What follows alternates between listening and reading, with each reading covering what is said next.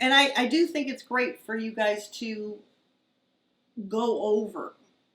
This is one of the things I appreciated about my Chris. Chris will hear me say something and he'll say, let me repeat it. Because when you can start to repeat what we're talking about in here, it means that your synapses and your neurons are starting to make new neuronal connection. So you don't have to, there's going to be a point very soon where you're not going to have to say, I am the master. I am abundant. I am well. I heal myself. All is well. You won't have to remind yourself because you'll already know it. And then when we get there, we start to create things that are mind-blowing, and you're going to be doing stuff that people say that's a pipe dream, that's for sci-fi movies. No, not anymore. It's all, this is it. This is where we're at. This is the new earth, is where we're not distracted by fear. Therefore, what does that mean? No war, no poverty, no famine, no abuses towards animals and beautiful animals, people's nature. That is all in the, so to speak, history books. The only reason why that stuff is still here is because we are fearful of it, and we're going to get rid of it. And it's not right. And it's all predicated on the judgment that this has got to go. And I'm telling you, this is the schism for the human brain. That's how you've done it for, let's say, a long time.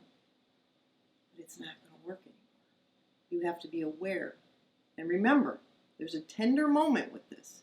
Because when you're aware of what you don't prefer, I'm not going out on a limb by saying that the folks that I work with don't prefer war, don't prefer atrocities towards animals and nature and human beings, don't prefer famine. But you're the first of the first to take this opportunity to embody the wisdom as the master and the creator, that if you hold judgment of it, you are running a frequency of fear, and you are actually fueling it and keeping it perpetuated. Is that a criticism? No. This is physics now. Okay? That's a big one, guys, because if you can, well, how am I don't want war and I don't want this, and how am I going to do it? I got to get out there and I got to do stuff. Okay, why don't you work with yourself first? Why don't you attend to the fears and the limiting beliefs that you're afraid of, that the personality perpetuates anxiety and worry and fear? Because you already are very consciously aware that there's a sensation with it.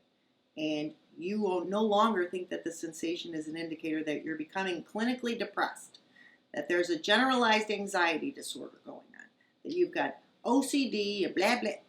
No, it means that you are perpetually running a belief that is incongruent with who you truly are. When you take care of yourself, I will remind you, you are hardly alone. Just because you don't see things that are here doesn't mean they're not here. There's a lot of stuff here. There's a lot of stuff here, and it's, you know what it's waiting for? Your attention.